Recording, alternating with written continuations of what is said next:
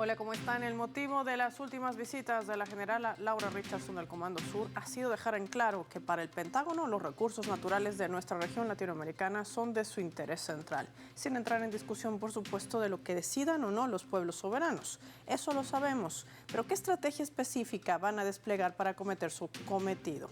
Esto lo vamos a analizar hoy en el mapa. Bienvenidos.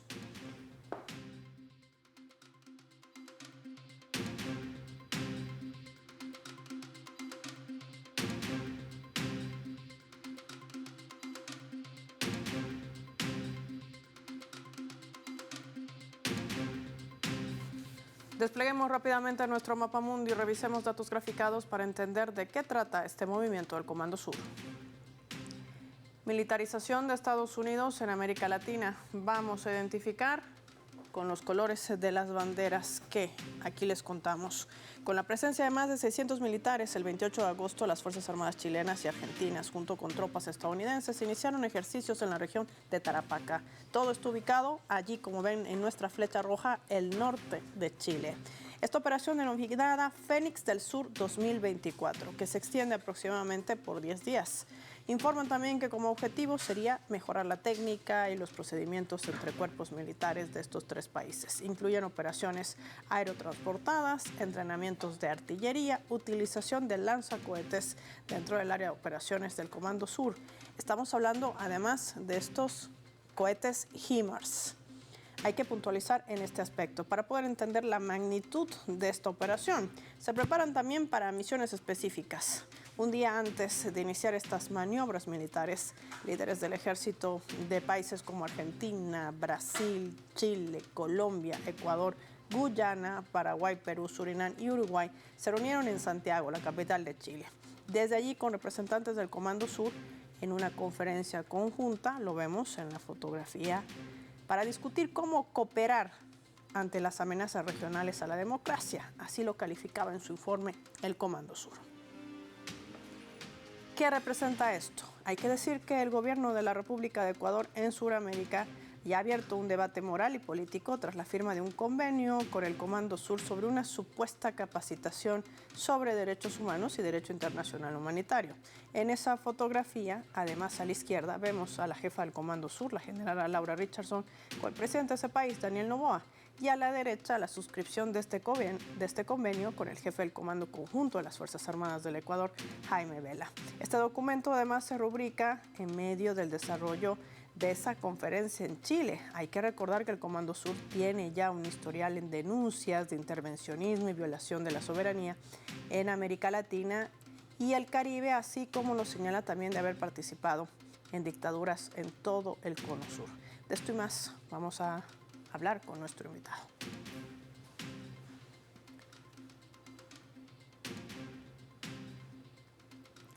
Vamos a recibir de inmediato, nos acompaña de Argentina un experto en temas de seguridad, Mariano del Popolo, con nosotros. Mariano, qué placer tenerte en el mapa. Gracias por tu tiempo para Telesur. Bienvenido. Bueno, muchas gracias por la invitación. Mariano, bueno, ahora sí te veo y también te escucho. Quiero preguntarte, esta denominada Operación Fénix, que se ha dado a conocer de manera pública por el Comando Sur, por cierto, tiene el mismo nombre de la operación que se implementó por la CIA el 67 en Vietnam. Y también parece ser una réplica de lo que había sido justamente el denominado Plan Cóndor en nuestra región, con estas cruentas dictaduras que generaron desapariciones forzadas, eliminaciones extrajudiciales y otros delitos de lesa humanidad. ¿Por qué se implementa esta estrategia y, sobre todo, qué está planeando el Comando Sur?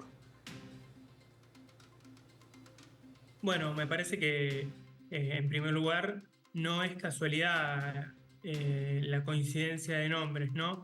Se trata de una nueva etapa en la estrategia de Estados Unidos de ofensiva sobre la región, una etapa en la cual Estados Unidos busca avanzar en la militarización sobre el continente y a través de estos ejercicios militares lo que se busca es imponer la agenda de seguridad y de defensa de Estados Unidos y los intereses estadounidenses en la región, que los países de América Latina se subordinen a los intereses de Estados Unidos. Por ejemplo, que reduzcan su cooperación con países como Rusia o China.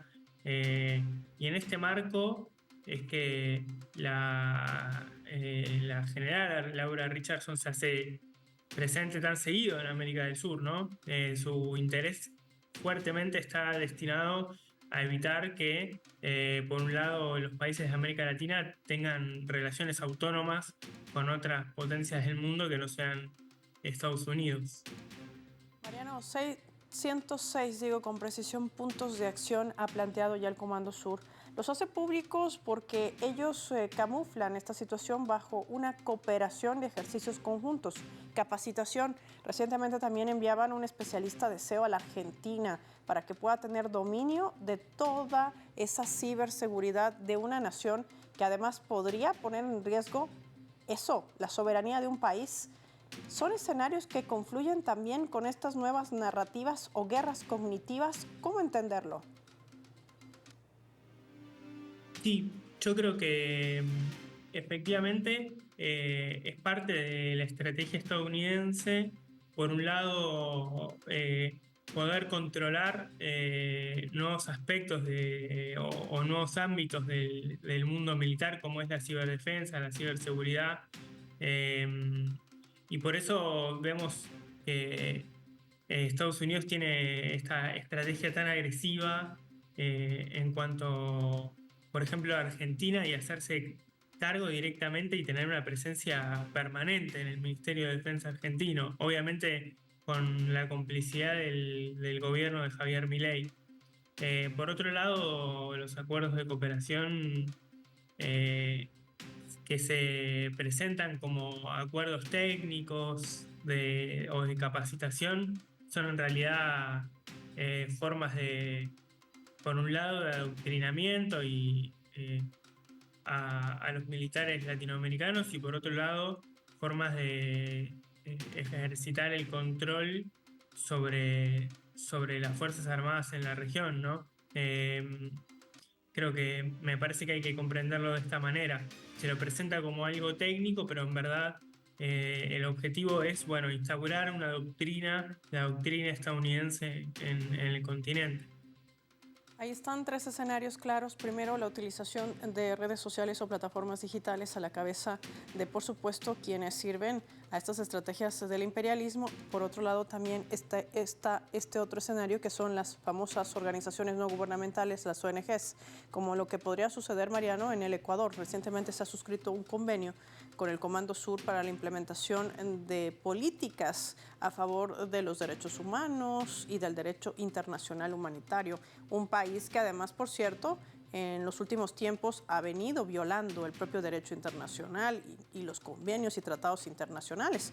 Bueno, avasallaba la Embajada Diplomática de México en Quito, y con ello también la detención arbitraria de cientos de personas, además de instaurar en ese país prácticamente una política de miedo. ¿Qué decir sobre la utilización también de estos mecanismos para implementar su estrategia y tener acceso a estos recursos estratégicos, que al final es el fin? Sí, claramente el objetivo final es poder tener un mejor acceso a los recursos estratégicos en la región, y por otro lado ir generando mecanismos para que los países de la región, los gobiernos de la región afines a la política exterior estadounidense, bueno, cedan privilegios y cedan su soberanía a Estados Unidos y al Comando Sur. En el caso de lo de Ecuador es directamente, bueno, una paradoja absoluta, ¿no? Un país que tiene declarado el estado de excepción, que violó la soberanía de la embajada mexicana en Ecuador, directamente firmando un acuerdo sobre derechos humanos y derecho internacional. Es absolutamente paradójico, pero es parte de la política exterior estadounidense. Esta visión del derecho internacional y de los derechos humanos, ¿no? En algunos casos, cuando conviene se hace referencia a ellos, y cuando no se los omite. y se los utiliza como argumento para intervenir en la región. Cuando regresemos de la pausa, Mariano, me gustaría profundizar un poco el otro escenario, la utilización también y el papel que juegan las transnacionales. Todo esto confluye en nuestra región latinoamericana y lo hacemos no sin antes revisar nuestra escala.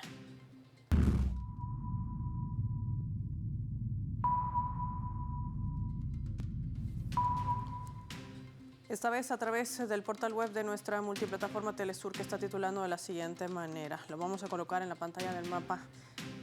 El ALBA TCP está denunciando una campaña contra el liderazgo de Manuel Zelaya en Honduras. La Alternativa Bolivariana para los Pueblos de Nuestra América, Tratado de Comercio de los Pueblos, ALBA TCP, emitía ya un comunicado en solidaridad con el expresidente de Honduras, José Manuel Zelaya, quien es objeto de una sofisticada campaña de desinformación y desprestigio, reseñaba el ALMA.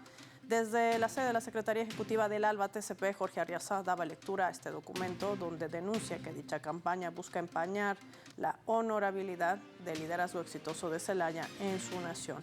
Por más de una década fue capaz de dirigir la resistencia popular contra las dictaduras y las luchas sociales que condujeron a la recuperación de la democracia hondureña, subrayaba Arriaza. Desde entonces, el expresidente Zelaya ha sido perseguido por haber tenido la audacia, con precisión, de promover la ley de participación ciudadana y que le ha dado voz también al pueblo hondureño sobre asuntos que durante décadas solo se decidía a través de cierta clase política en el país, así como el coraje de incorporar a Honduras al ALBA. También decía entre sus palabras Arriaza que esto le ha permitido colocar al país dentro de esa órbita del ámbito internacional.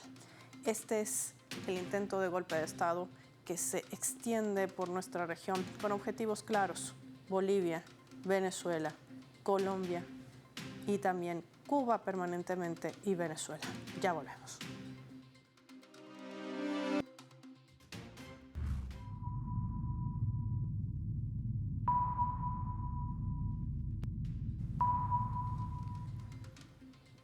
Vamos a sumar otro elemento también para el análisis a través de la fotografía. Esto es, durante el segundo intercambio binacional, es un segundo encuentro binacional transfronterizo que se ha desarrollado entre Colombia y Venezuela, que concluye, por supuesto, hasta el día viernes. Allí no solamente se hablaba del tema del crecimiento del turismo entre ambos países, que superaba una tasa ya del 48%. Desde allí también Venezuela elogiaba al presidente de Colombia, Gustavo Petro, y su política de paz total. Las clases dominantes y la oligarquía colombiana no quieren a Venezuela, así lo decía también el presidente Gustavo Petro. No es de esas oligarquías, es un hombre del pueblo y me consta que quiere lo mejor para nuestro país, así como nosotros queremos lo mejor y la paz para Colombia, aseguraba el presidente de Venezuela, Nicolás Maduro, agregando que el comercio binacional entre Venezuela y Colombia ha experimentado también un crecimiento del 56% desde enero hasta agosto del 2024 y que esto se debe a un comercio real y seguro. Pero desde allí también el mandatario venezolano se solidarizaba con el presidente de Colombia por estar atravesando un proceso de desestabilización.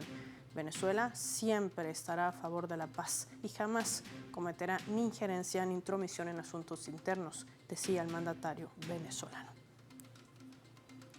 Mariano, Colombia enfrenta un proceso de desestabilización. Hay movimientos también que se han desarrollado de la mano de las transnacionales, una réplica de la estrategia que se utilizaba con las denominadas revoluciones de colores, hacer creer que estos entrecomillados protestas sociales, movimientos de calle por un descontento, pues pueden derrocar gobiernos, al viejo estilo de la caída de Allende en Chile. ¿Qué nos dirías? Sí, efectivamente, hemos visto cómo en la región las transnacionales hacen y deshacen a su gusto cuando corresponde a sus intereses, y que en ese sentido, por ejemplo, el rol que tiene, por ejemplo, Elon Musk como representante de una de estas empresas transnacionales interviniendo activamente en la política de la región, es el ejemplo más claro de cómo las empresas transnacionales no solo tienen intereses comerciales y económicos en América Latina, sino también intereses geopolíticos que están articulados con los intereses de la política exterior estadounidense y que muchas veces van en contra de los intereses de nuestros pueblos, van en contra de la hermandad de los pueblos de la región. Están los tres escenarios entonces sobre la mesa: el tema de la utilización de plataformas digitales, redes sociales para golpear las democracias y de generar desestabilización, el uso también a través de organismos no gubernamentales con el financiamiento externo que garantiza, por supuesto, la confluencia de la compra de actores desestabilizadores dentro de los países, y tercero, el tema de las transnacionales que se convierten en ese brazo articulador de desestabilización. Me gustaría profundizar también con esto, Mariano, el panorama. ¿Cuál realmente será quizás el eslabón más crítico al cual apunta el Comando Sur y Estados Unidos? Vamos a revisar por ello nuestra leyenda.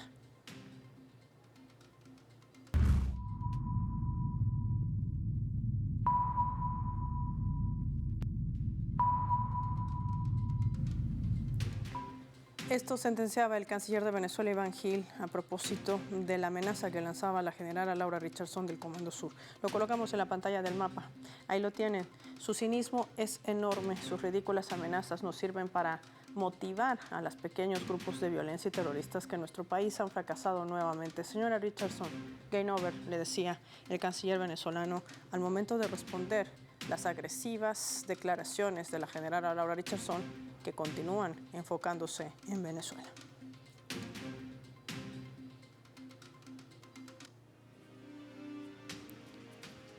Mariano, ¿por qué Venezuela?, se preguntarán muchos. Desde hace 25 años sigue siendo quizás la mira más directa de Estados Unidos. No solamente se le aplican sanciones ilegales contra el pueblo, se le roban los activos bajo el pretexto de decomiso o incautación. Además, una frase que no aplica ni en el derecho internacional porque es absolutamente violatorio a los intereses del Estado y absolutamente ilegales. Lo cierto es que aquí hay un objetivo central. ¿Qué papel juega en todo esto Venezuela cuando hablamos de integración regional? Bueno, en primer lugar, hay que tener en claro que obviamente los recursos estratégicos que tiene Venezuela son de profundo interés para el Comando Sur y para Estados Unidos, y por eso Laura Richardson está tan interesada y se inmiscuye tanto en los asuntos internos de Venezuela.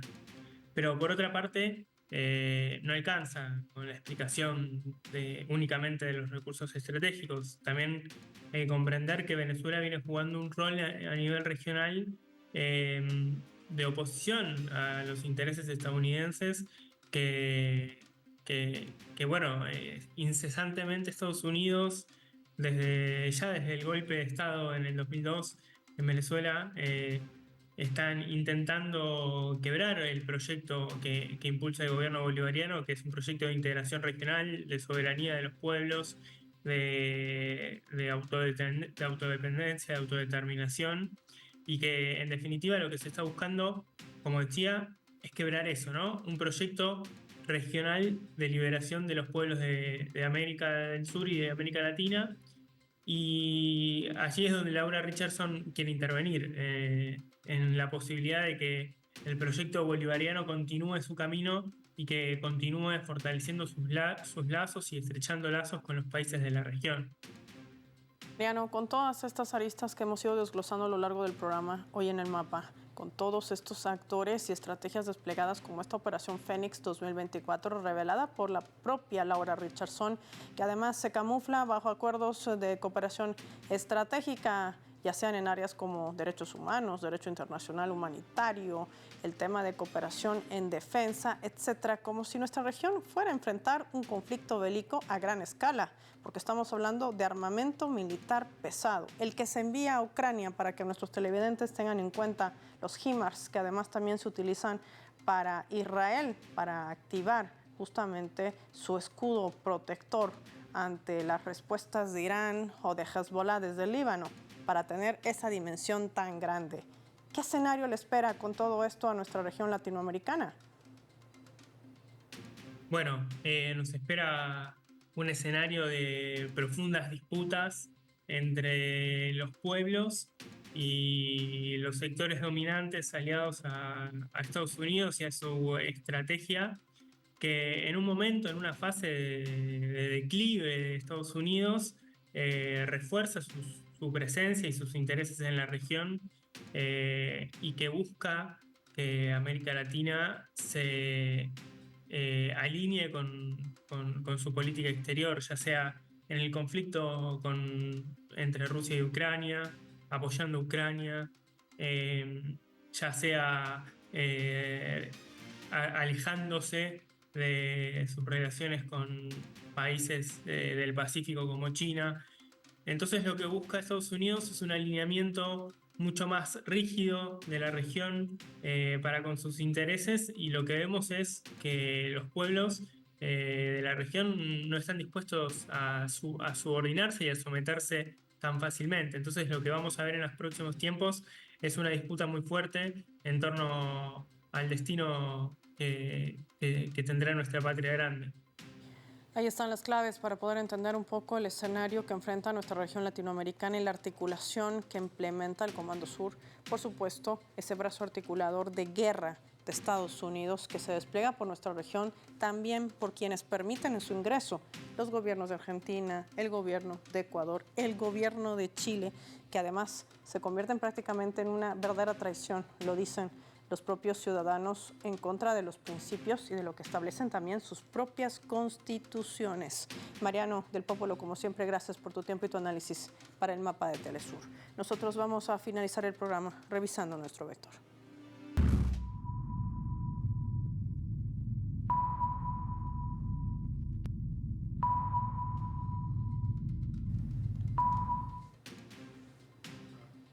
Nuestro radar en el mapa hoy nos refleja las 3 claves sobre este tema. 1. Camuflaje de cooperación. Los ejercicios de coordinación y preparación para los nuevos desafíos que enfrenta Estados Unidos, China, Rusia y en nuestra región, Honduras, Bolivia, Venezuela, sobre todo el país que más le preocupa a este Comando Sur, que decide desplegarse y accionar la Operación Fénix 2024, creada por la CIA en 1967, replicada como la Operación Cóndor en 1970. No se trata del nombre similar al usado contra Vietnam, se trata de la estrategia para apoderarse de los recursos estratégicos bajo el uso también de una guerra cognitiva sin precedentes, instaurando narrativas para confundir a la población, para distorsionar los hechos y asestar así contra las democracias. 2. Transnacionales. Es tal el apetito de las corporaciones transnacionales al servicio de los intereses de Estados Unidos, que se convierten en un brazo articulador de desestabilización. Colombia no está exento de ello, un escenario que no es casual y que se amplifica poniendo el interés en gobiernos progresistas. Para ello se disfrazan de descontentos sociales y se convierte en ese golpe blando con el agitamiento también de calle.